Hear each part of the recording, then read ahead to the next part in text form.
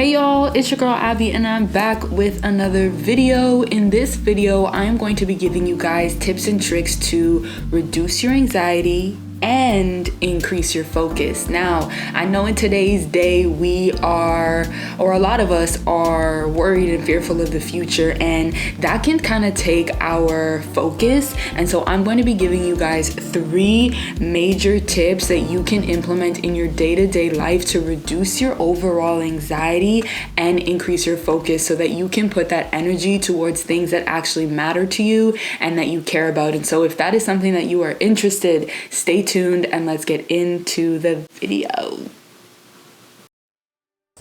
Our mind is a place that holds a bit of our soul.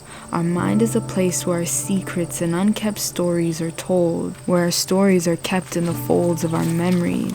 Our memories are made of our lessons and experiences, and maybe even the things we haven't experienced ourselves, like the things that we've heard or seen. A lot of our memories become a part of our being. We're funny little things, us human beings. As strong as we are still weak. The things we hear, the things we feel, they eventually become a part of us. And so just as we take care of our body, we nurture it, we care for it, we pour into it, we've also got to care for our mind, being mindful of what goes in and conscious of what comes out.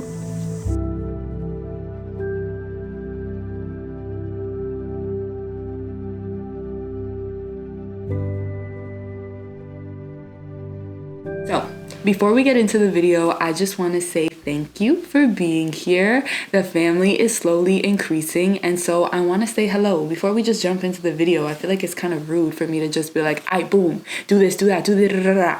Hello, how are you? Is everyone okay? Is everyone doing good? How's the fall treating you? I know for me, I've been excited, Like, usually during this time of the year, I'm like, here comes winter. Oh, here comes hibernation. How am I gonna get through it? But for some reason this year, I'm like kind of excited. I'm like, ooh, I can't wait for spooky season. Halloween, Thanksgiving, Christmas. Ooh, I can't wait for it. I feel like there's like, September always feels like New Year for me. January I know is New Year, but September always feels like a real New Year for me. And so maybe it's because September is where school starts and I'm kind of still in that rhythm. But like September always feels like a renewing. It's like, I get to reinvent myself. I get to reinvent my pace. I get to reinvent my schedule. It's a new beginning, right? And then it comes with like a little bit colder weather, sweater weather. You could dress cute. You could, wear layers, put your jacket on, put your little vest on. So I don't know about you guys, but I've been super excited for this fall and winter, and I have like all these plans of things I want to do for Thanksgiving, Halloween. I love Halloween, and Christmas. I love Christmas. I love anything that's like holiday-esque and festive. I like any excuse to have a festivity. I'm a festivity type of girl. And so any excuse to have a festivity, let's have a festivity. Let's get some drinks, let's get some food, and let's just chit chat around the table. Let's get cozy, that's my vibe. But yeah, I hope you guys are feeling that same way about this new season. And if you're not, I hope you can find the little bits of change that is happening to your life or to you in this season and kind of get excited about it. So that's my wish for you. But without further ado, we can get into the video now. The first thing I wanted to talk about for reducing your anxiety and increasing your focus is sleep. Let's talk about your sleep hygiene. And I'm not talking about your physical hygiene, but the way that you are going into sleep and coming out of sleep. I feel like this is something that not a lot of people talk about, but is so important, right? We always have our phones, our devices on us, right? And what I have noticed reduced my anxiety or reduced overall anxiety and increased focus on a major level is having no phone in your bedroom. Having a digital-free bedroom. And so what that means is that when you're going to sleep, you're not taking your phone and putting it under your pillow or putting it on your dresser for sake of alarm. No phones in the bedroom. If you need to wake up early, I would honestly say like invest in like a $5-10 alarm clock. I personally am not a fan of alarm clocks. I think they're very abrasive. Like I personally get offended with alarms Because how dare you scream and shout at me in the morning? This early in the morning when I'm just rising out of my beautiful sleep, you're screaming and shouting at me?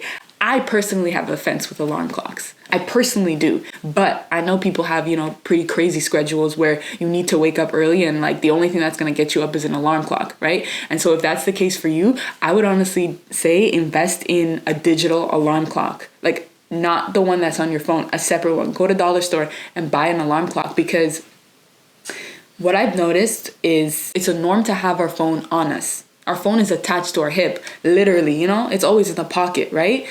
And when it comes to sleep, right? Your sleep time is a time for you to decompress. It's a time where your body restores itself. Like on a scientific and physical level, your sleep is where you renew your body on a physical level, but your mind also goes through that same process. And so I don't know if you've ever experienced this, but like, let's say you had an injury, like a cut or something, you hurt yourself throughout the day.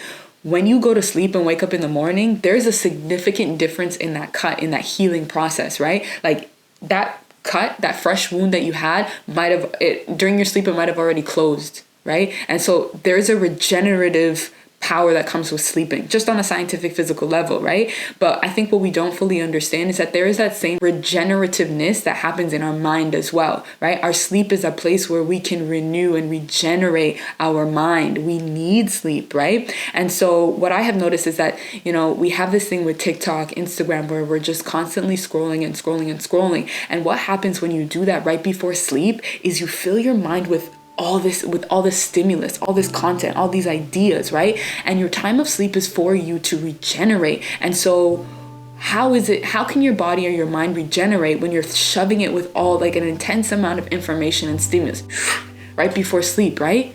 And so when you go into your sleep, this is how I think of it. This is kind of the visual that I get. I could be wrong. I don't know. This is just the visual that I have. It's like I'm supposed to go to sleep and renew myself, right? The long day, the long 12-hour day that I just had was filled with stimulus and just being awake and alert to the day. That is already enough for my body to kind of renew and regenerate. It has to sort and go through all that to kind of do a restart. And now before I go to sleep, I'm filling my mind with all the stimulus. Scroll, right? And so my mind has to do extra work, right? To regenerate what I just threw into my mind, right? And so it's like having a standard of a digital free room eliminates that. It doesn't give your mind extra work to do, right? We want to wake up recharged. We want to wake up renewed, right? Why give our body extra work to do by scrolling right before bed and falling asleep to the cell phone? Come on. It's not even fair to your body, if I'm being quite honest. And so for the past year or so, I've really implemented that, where I do my nighttime routine, I get ready for bed, whatever it is, brush my teeth, take a shower, do my hair, yada, yada, yada. And if I have last minute things that I need to do on my phone or my laptop, I will do it. And that phone stays in the living room. It does not come with me in the bedroom, right? And the same thing goes for the morning. I'm not reaching for my phone first thing in the morning. And again, shoving all this stimulus to my mind. No, I'm waking up, starting my morning routine, right? Getting breakfast. And then I'm going to my phone, right? And so it's a little bit more of a natural way to go about your sleep and your wake, right? It's being intentional with how we go to sleep and how we recharge and how we wake up and recharge again for the next day.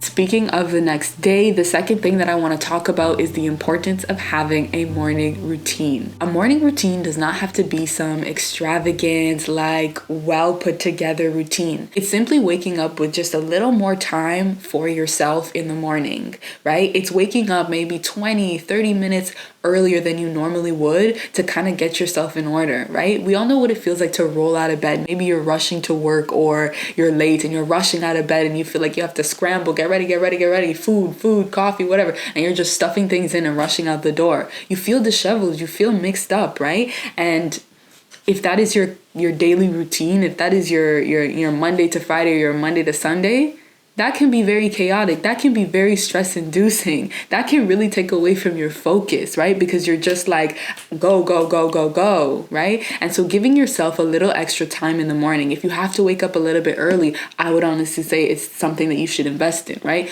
20 minutes, 30 minutes early to just start your day off where you have a moment for yourself. And so for me, what that looks like is getting up, taking my time to, get ready, do my hair, brush my teeth, yada, yada, yada, put my outfit together.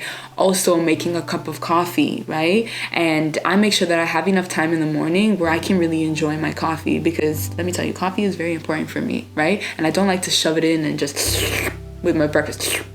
No. I want to take my time, and during that time where you are kind of easing into the morning, it allows you time to reflect on yourself, maybe to reflect on how your day is going to go. Maybe it's a time for prayer where you're taking that time to intentionally reduce anxiety, right? By praying, and maybe it's journaling, by sorting out your ideas. It's taking that time to just sit with yourself and your thoughts and kind of ease into the morning, right? A lot of times our day is really busy and really filled with the day can be very demanding on us, right? When we're going into work, when we're going into whatever it is that day calls on us, it requires us to show up and show up fully, right? And so take that 20 minutes where you can just pour into yourself before you pour into all other areas of your life. Alrighty, we're almost done here, but the last and final thing, last but not least, okay? Last but not least, because this one is very important and something that I have noticed it has had tremendous effects in my life. And that is having a social life. I know. We're in, everybody always talks about, hermit mode, being in hermit mode, being on a self-healing journey. Let me tell you something. Your self-healing journey was never meant to be done by yourself, okay? Listen to me. It was never meant to be done by yourself. You need a community and you need a social life. Let me tell you something. I went through that same phase where I thought, like, I'm on my journey. I don't need nobody. I just need myself, because it's me against the world, and I need to pour into myself before I can pour into others. And it's like, no. That's where you got confused. That's where you got misled. Let me tell you something. The people that you have around you, it's important to be selective. It's not just everybody around you. Be selective, okay? But the people you have around you are very important. You were never meant to be on this earth by yourself. You were never meant to go through whatever you're going through in life by yourself. And so having a social circle, having a community of people that you can talk to, do you know how important that is? That's extremely important. You can't go through life by yourself. Life is hard. Life is demanding. We all have personal lives that are hard and demanding. And so you need that group of people where you can just woosah, right? And that might look like going out for dinner or coffee or just hanging out, having movie nights, whatever it is that you want to do with your friends. Go and do it and make an intention to hang out with your friends. You know what I did the other week with me and my friends? We just randomly had a bonfire night because we're like, you know what? It's a Tuesday night. We're not doing anything. Let's hang out, right? And on the grand scheme of things, you might think, oh, I'm not wasting my time to go for to just sit around a fire. No, it's important. Because when we sit around that fire, we're all relaxing, we're woosahing, we're having good conversation, right? We're being in community, we're strengthening relationships, and that is so insanely important. Now, I will say this, I do have empathy for people that maybe you don't have a solid social network. And so this is what I would say for you is actually try and put yourself out there. Because I know some people don't have a solid group of friends, but even if you just have one friend, right, strengthen that relationship. And if you want to widen that social network, put yourself out there, start going to do things that you are interested in. And maybe you will start to meet people, right? When you're walking on the street, when you're at coffee shops, try and spark up conversations, right? Don't be a creep and don't be weird, just chit-chatting to everybody, okay? We don't like chatty patties.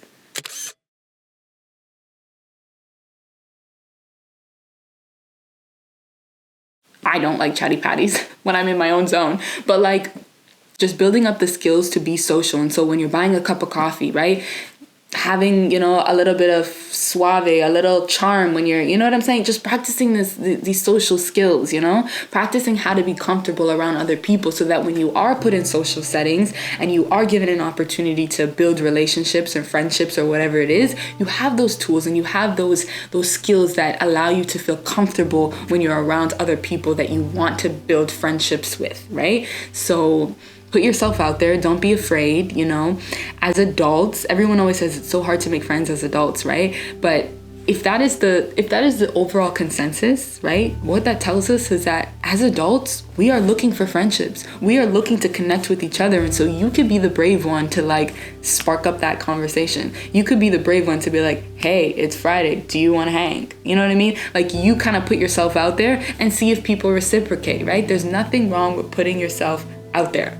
Go build friendships. They're important. They're really, really important. And they honestly pour into your life and reduce a huge amount of anxiety because you get to live life with someone else, right? When you have your issues and your problems, you get to bounce off ideas. So those are my 3 tips to reduce overall anxiety and increase your focus. Your focus is super important because you need to be able to show up in your personal life and in your day-to-day life doing the things that you care about, and you can't do that unless you have the focus and the energy to do so. And so take care of your mind, take care of your body, implement these tips and tricks and see if they allow you to show up a little bit more fully. Let me know if you try any of these tips and if they work out for you. I'd love to hear about it in the comment section below, or any thoughts you've had around this video. I love to hear your feedback. That is it for now. I want to thank you guys for being here and watching this video. I hope you enjoyed it. You can connect with me further on TikTok and Instagram. ABIGXRL girl, ABIGXRL. And that is it for now. I hope to see you guys next time, and take it easy. You know, take it easy, live your life. Don't stress too much. Everything's gonna come together. Don't worry. It's all good, okay? So I'll see you guys in another video. Peace out for now.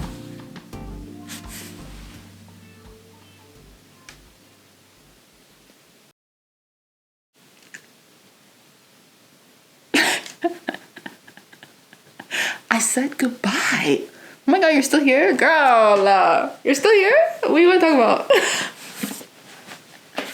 You still want to chat? Girl, me too. Me too. I'm like, what am I going to do today? I kind of want another coffee. What about you? You want coffee? You didn't have breakfast yet? Okay. Okay, you go have your breakfast. Let's go for coffee. Okay? All right. Okay, I got to get ready. All right? All right, peace.